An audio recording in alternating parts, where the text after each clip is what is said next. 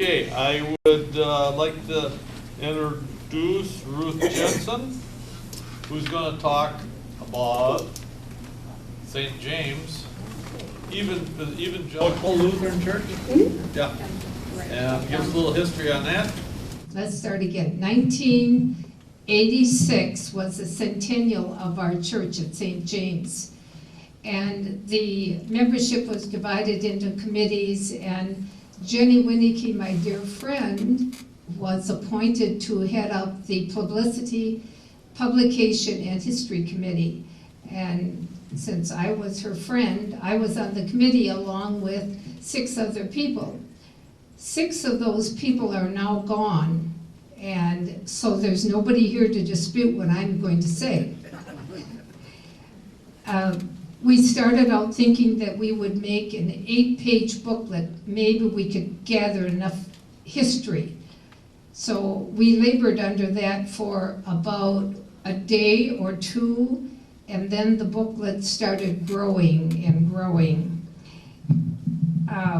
There were 3 main sources of history that I've called upon for this and for the booklet. The first was the minutes that were written in German for the first 34 years, so they had to be translated, first of all. Then we also have records that were on microfiche that were stored at Wartburg Seminary, because they would send out the seminarians to record all of the church's history books. And so we have all the records of the deaths and the weddings, etc. And then the third was the invaluable contribution of the older members of the church. We met with them several times, picking their brains from what they remembered. And then I would be remiss in not mentioning Margaret Durfer, who was also on the committee. She was related to everybody in Verona, of course, and she knew everybody, and she knew their generations. And so she was able to get all of the pictures that we used.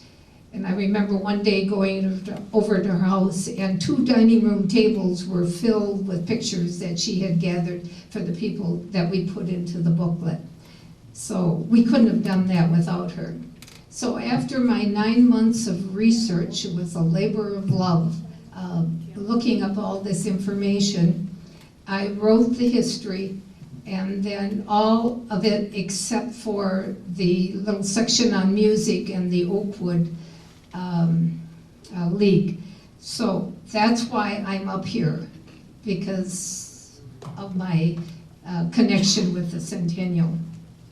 So today I'd like to talk about the formation of the church, the pastors, the early church beginnings after the building was established, and then mention the school, which there's not too much information, specific information about that, building the new church, and then the various parts of the church, example, the windows that we now have documented through Zena's efforts and other people on our committee into a calendar and cards.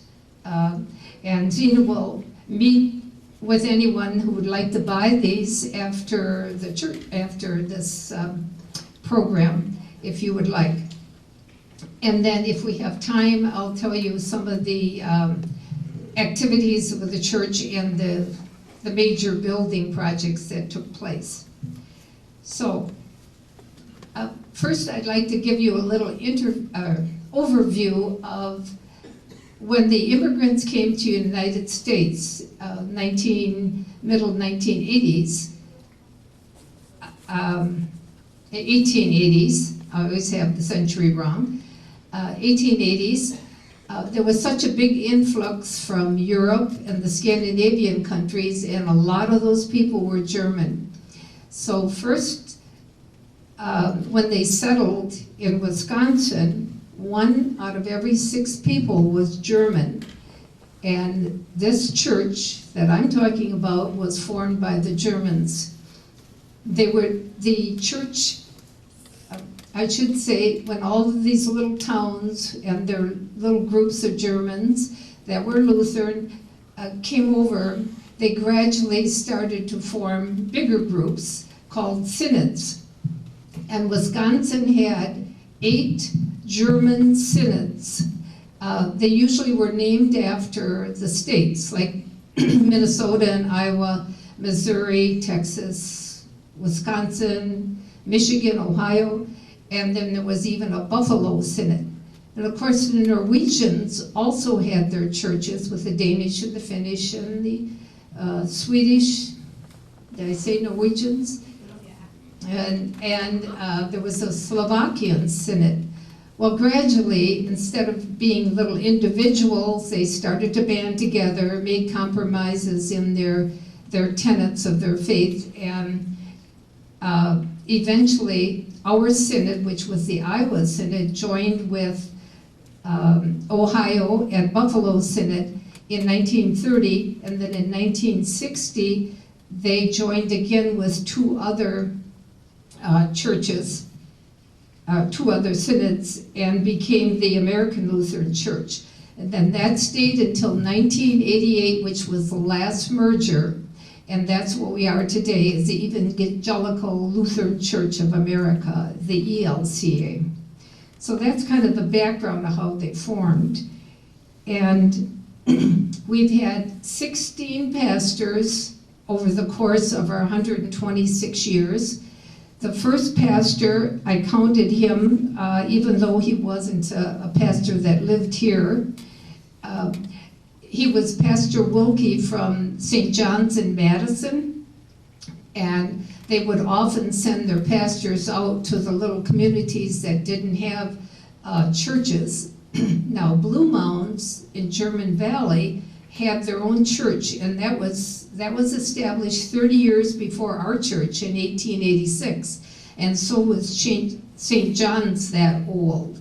But Pastor Wilkie came out and developed, I suppose you could call a mission church, although it wasn't a chartered church at the time. And he did that for 10 years before he decided that he had too many other duties. So then it was up to our group of people to form their own charter and become a church. So we had the first minister was Pastor Kampf, good German name. I might add that the first 4 pastors were born in Germany, because Germany sent a lot of their ministers over here to help establish churches in America. So we had 4 of those. Wilkie was one, Kampf was our first one, and Kampf had the distinction of having 7 children, 5 boys who became pastors and 2 daughters who married pastors. So they were, can you imagine what the conversation was in that household? And then we had Schaffnet. He also had a son that was a pastor. And then the 3rd one, or actually the 4th German fellow was, how do you say it, Netardi stayed for 42 years. He was born in Germany. Came from Wartburg Seminary. He had previously been at this place in Iowa, the same place that Pastor Braunschweig had her first congregation. The next 3 pastors served between 6 and 9 years each. And then we moved on. Those were Pastor Matter, Pastor Flessner, and Pastor Juan. It was during Pastor Flessner's time here that they had the, the parsonage built. Flessner was in charge of that. And then, following them, after Braunschweig came, he stayed approximately 30 years, maybe 31 years. And then we had Pastor Thomas, and it was during the latter years of Braunschweig's stay that we had started having 2 pastors every time, concurrently. And then after Thomas, there was Aristad, and then Ankerfeld, and help me, John, Jeff, what was Jeff's last name? Jeff and Larry Pino were interim pastors. They were here just for the time being. And it was Larry that John mentioned really held the church together when we didn't have a pastor and were undergoing a massive building project in 1993. And he was a seasoned pastor, having retired from Monroe. So then after Pino left, then we had Thomas Maxwell, or Frank Maxwell, who was here 10 years. And the last 4 years, he was joined by Kurt Billings, who is still here.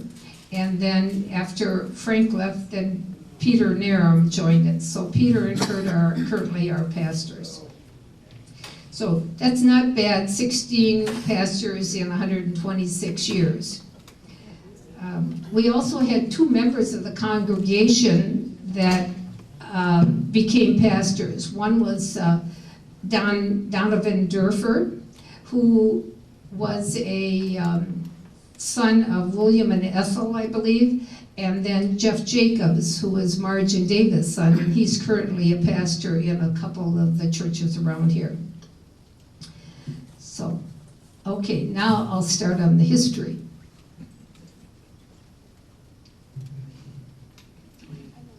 At the time that Verona was establishing their church in 1885, there were already 3 churches in Verona that had been here for years, and one was the Scottish Presbyterian, and then Baptist Memorial, and then the Methodist Episcopal Church.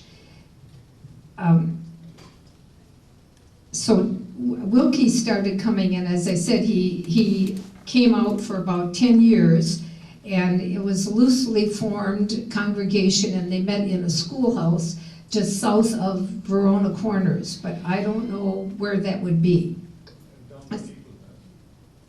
The Eagle's Nest? Yeah, the main corner down there. Oh. That was Verona Corners. That was Verona Yeah, Corners. that was Verona Corners, but, oh, so it was the Eagle's Nest? Well, that's what You're right there, yeah. But that's not where they met. That's not where they met. Oh, yeah, okay. Yeah, so I'm not sure if it was closer to where it was. That information isn't given. So when Pastor Kumpf was here, he said, we're going to draw up a church and become a formal church. So in March of 1886, 19 men signed the charter to become a church. And at that time, then they bought 3/4 of an acre of land, the present area where the church is, from John Matz. That's John H. Matz. They paid $100 for it. And I thought this was an interesting little comment in the minutes, that the proposed church was to be built within a year, and that it was enclosed with a good and lawful fence on all sides, joining the lands owned by the said parties of the first part. And I mention this because that fence came up in the minutes just about every meeting. Either the people hadn't donated the fence posts, they couldn't get the wire, they were delayed in collecting money for the fence, and it went on. And then when they built a new church, lo and behold, here comes the fence again. It was apparently something that was really important to be required.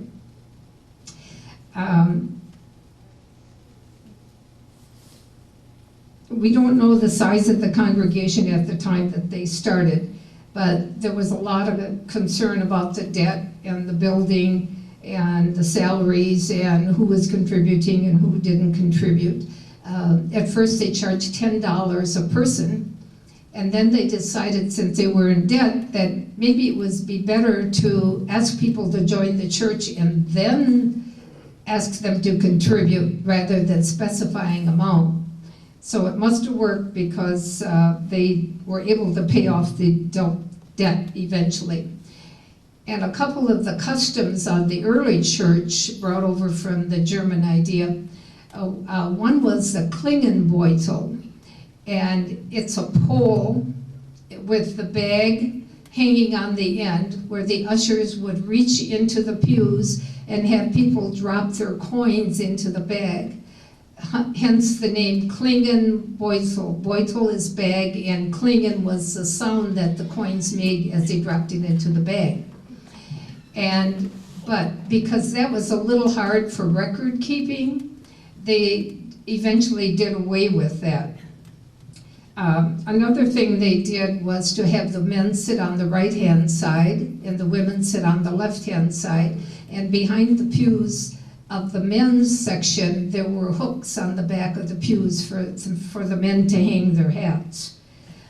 The women had the care of the children on the other side of the church, and yet they had no say in the church. They couldn't hold an office, they couldn't attend the meetings, and not until 1925 were they invited to come to the meetings as secretary. They still couldn't vote. And then in 1928, quite a few years after the women were allowed to vote, they were allowed to vote in the church. So the next thing was a parsonage. Blue Mounds had a parsonage built, and they had it for 13 years, so our church didn't have to supply a parsonage for the pastor. But the people were required to pay $2 a year per person toward the pastor's salary. And then we had the German school. Some of the people were a little hazy when we talked to them back in '86 as to exactly how long the school went and who attended the school. I think it primarily was for the confirmation classes, because they would have to attend, after 8th grade, they would attend for 2 years. And at one point in the minutes, they said that the public school allowed the students to skip Friday classes and attend German school. And then they also met all day Saturday. So one of the first things they wanted to do was to build a schoolhouse. After Nitardi had been here for about 9 years, they built a house for the school teacher. No, that was before, when Mater was here. And so that was a building sitting right on the property, I think between the church and the where the parsonage is now, or the preschool. It was an 18 by 26 by 16 building, and we continued our association with Blue Mountain. So one year the confirmation class was held in Verona, and one year they went out to Blue Mountains. And this continued on for years. And the same with the Mission Fest that they had in the fall, the big fall event.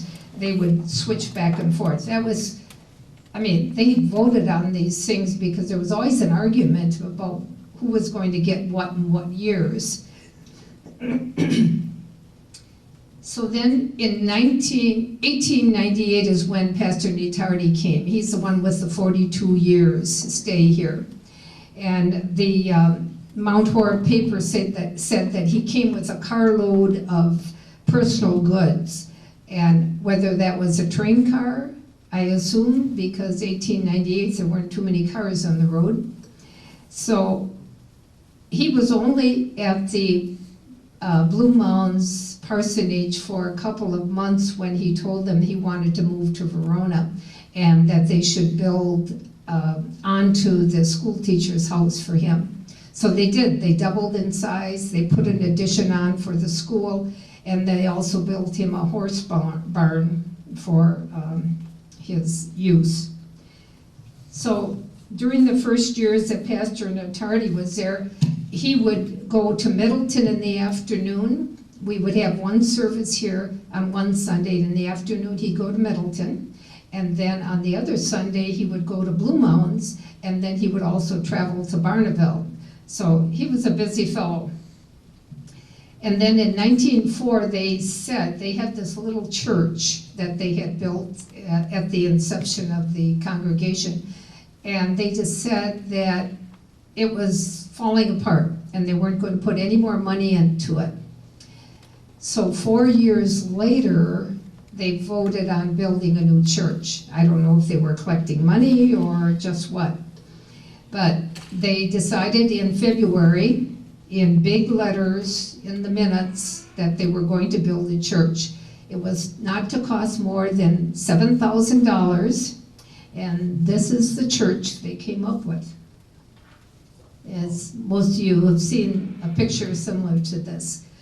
And it probably told about the fence too, I don't know. But they moved on it quite quickly once they decided from February. Then in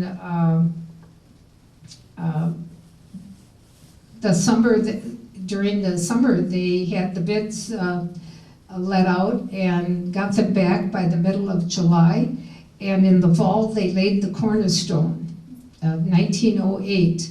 And then it took them 2 more years to build the church because it wasn't a small project. And John had told me that he thinks it was on one level because he remembers seeing a picture, right, with no steps. I can't figure this out in my mind because this picture, along with many of the others, shows the high steps going up to the church, and it shows the basement area. And most of these pictures were taken in 1911 when the itinerant photographer came through.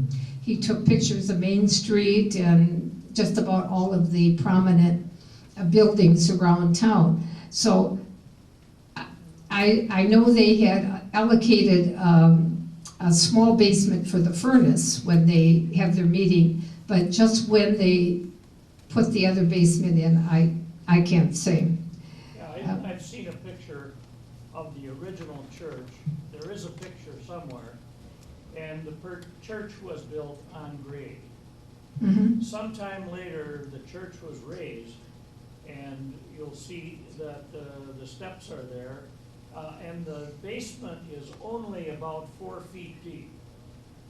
Because you'll notice on that picture, the foundation goes up about 4 feet before you get into the wood frame. Mm-hmm. And so Right. what they did is they dug a basement only about 4 feet deep, which made about an 8-foot basement. But when that was done, we Yeah. don't know. That could be, and I haven't counted the steps, and if you ever find that picture, it would be nice to be able to sit, and compare. I can understand. So the building wasn't quite ready for confirmation, which was a standard to have confirmation on Palm Sunday, but it wasn't ready in 1910, so they waited until June to have the dedication of the church. Now I'd like to say something about the windows. The minutes reveal that it was due to Pastor Natardi's efforts that we have the beautiful windows that we have. They are truly a treasure, and everybody is in awe of them when they come into the church and see them. But Pastor Natardi personally went around to all the members of the congregation and asked them if they couldn't come up with some money to buy these big windows, 12 foot tall, and there was a space for 10 of them. Well, they managed 8 of them, and 2 of them had plain glass. Not without problems, however, because Pastor Natardi was accused of taking some of the money for his own window, which is Tiffany glass.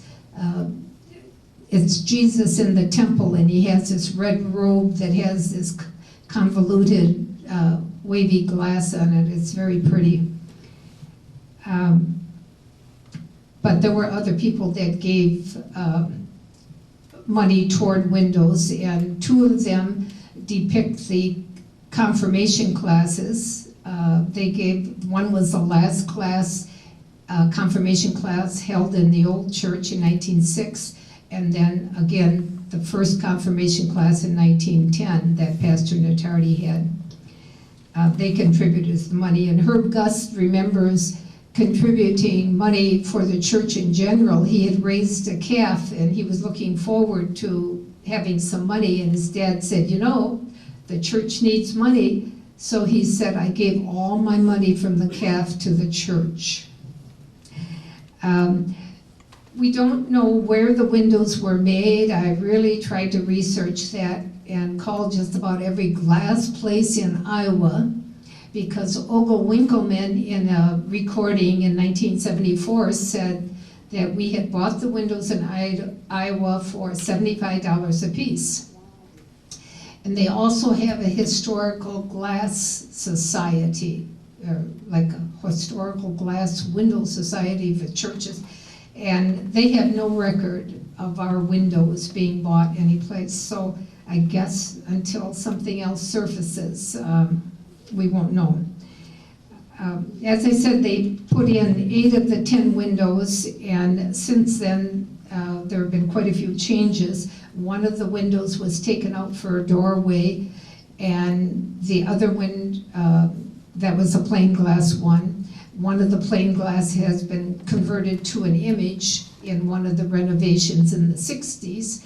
And then one of the windows now is in the narthex, and it has added, it's a memorial. They put more stained glass around the outside of this window. So it tripled in size, and it's kind of the centerpiece of the narthex when you come in, of the Good Shepherd.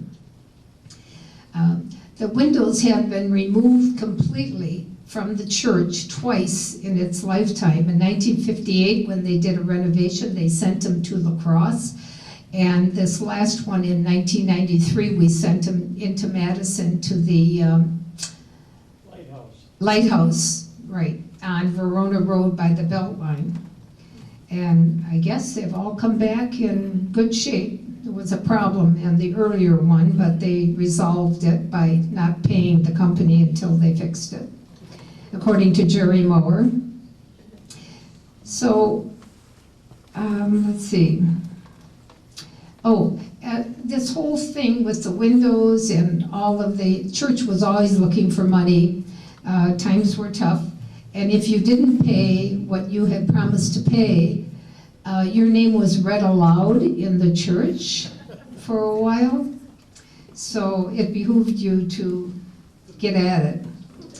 And another little sidelight, after they built this church, they still had the old church, and I was just delighted. One of the pictures that we have in the booklet that we put together, that somebody at the bank called me up one day and said, I have this picture of the church, and at the back of the church, sitting there was this little white structure up on skids, the old church.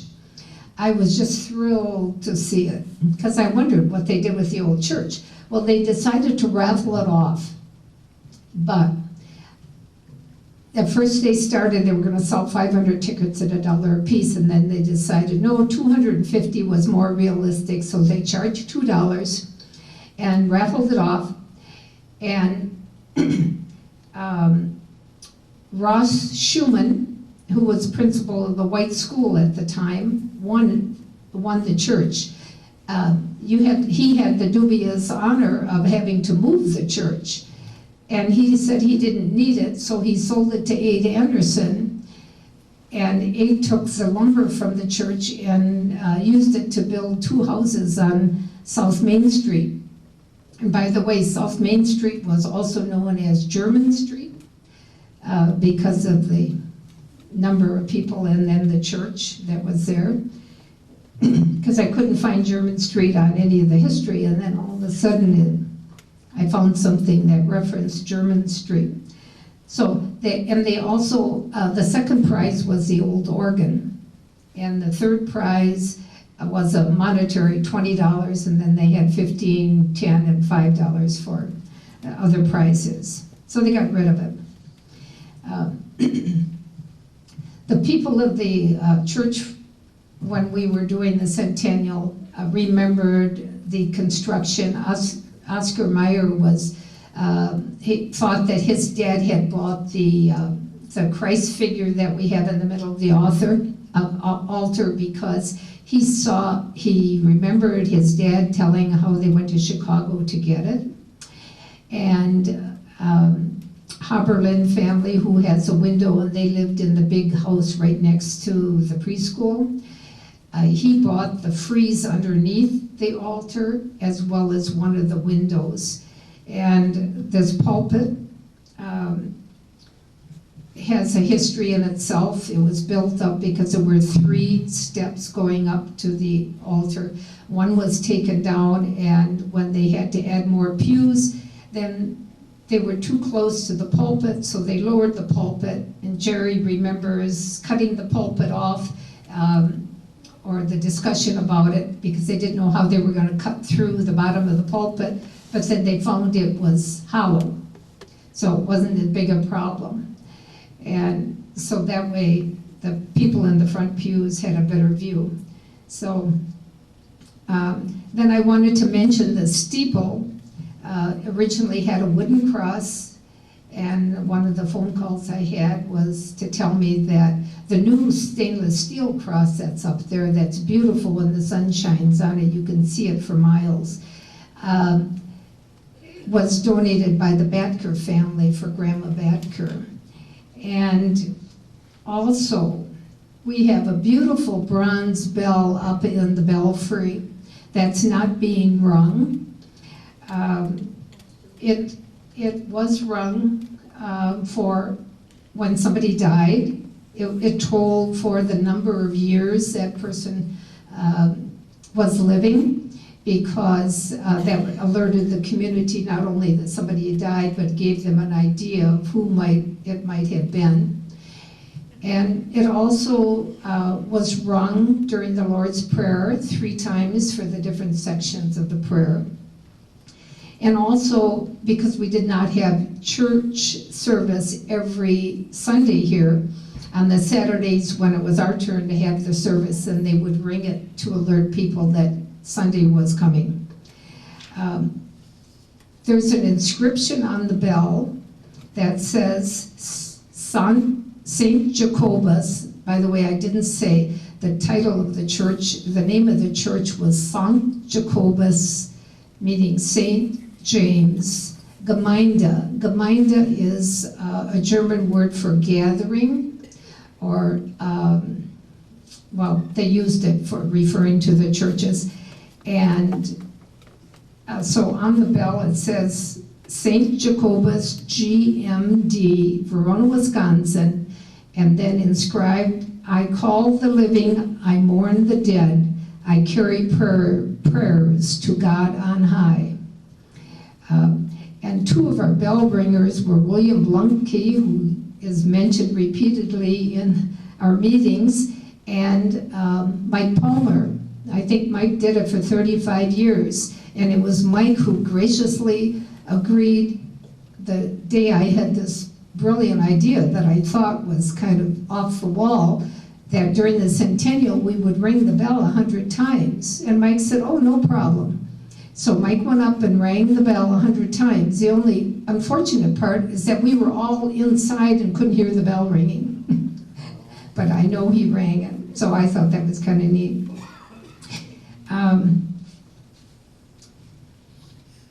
Not that everything was roses in the church. There was a period of dissension in the church. That shouldn't come as any surprise to anybody. When you think of East Koshkonong and West Koshkonong, 2 churches right across the street because they couldn't get along, and people left and started a new one. Well, ours wasn't quite so bad, but it was during the 1920s when World War I was on, and Netardi, being born in Germany, sided with the Kaiser, and the people in the congregation thought he put too much emphasis on that.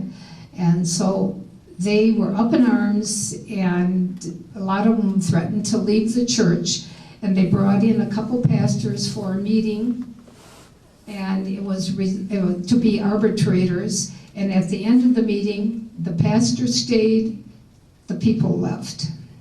some of the people left, and so the congregation went down for a period of time. So some of the, and I will bring this to a close shortly. Yes, John? Just tagging on to that, Yes. the reason Netardy left in 1940 is because World War II was coming. Oh. And there was a good deal of apprehension that he would do the same thing as he did in World War Mhm.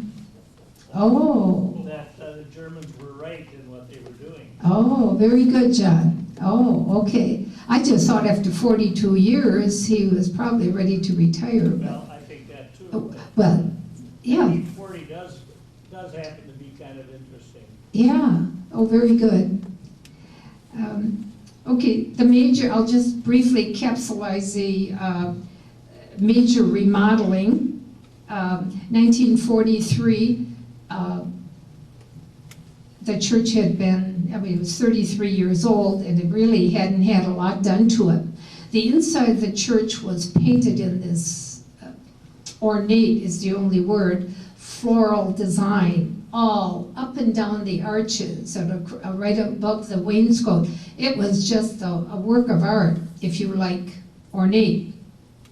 So in 1943, they had to replaster, and they put new ceilings, and so all of that went away. But the last vestige of the German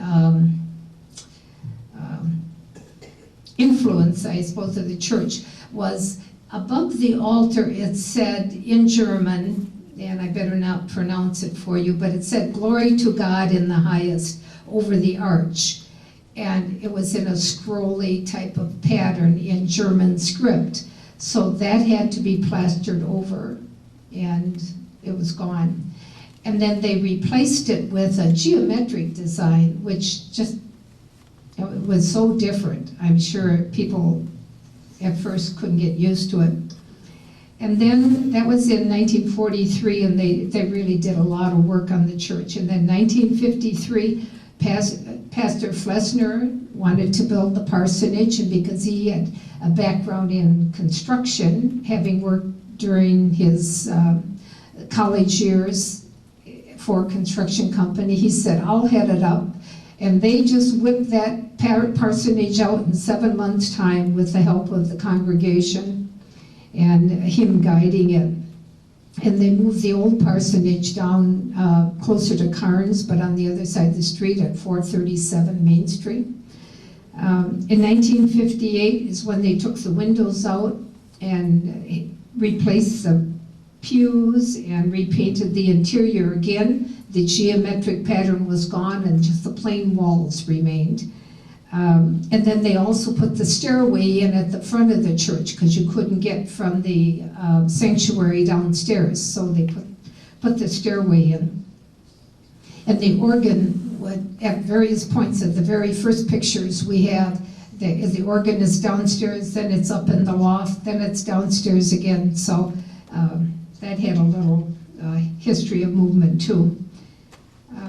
62, they put the wing on, the long wing that you see paralleling Main Street.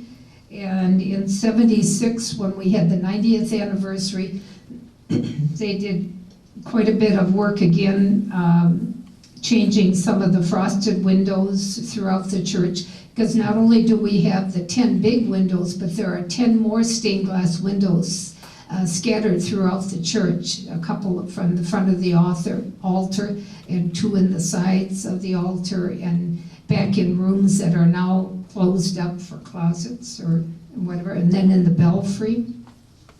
So in the 70s and 80s, we had the brick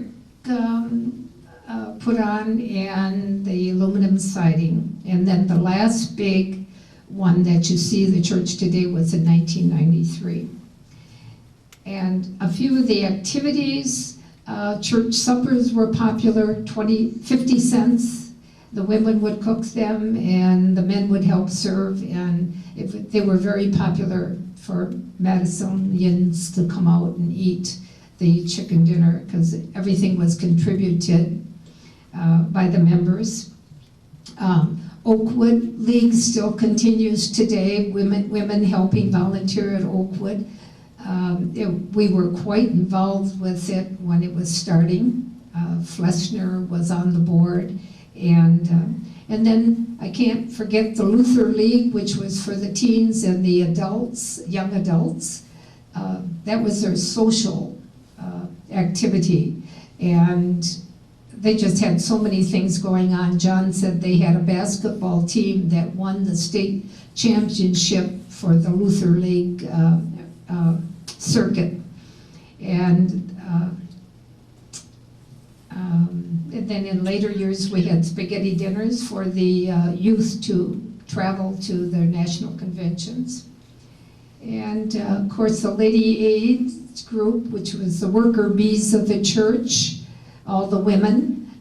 We still have we don't have Ladies Aid, but we have the women of the Evangelical Lutheran Church of America called WELCA, and they are divided into circles, and each one has a mission project, whether it's quilts for world relief or layups and things like that. So, anybody have any questions? That kind of concludes what I want to say. And if you are interested in looking or buying one of the calendars, you can talk to Zena back there.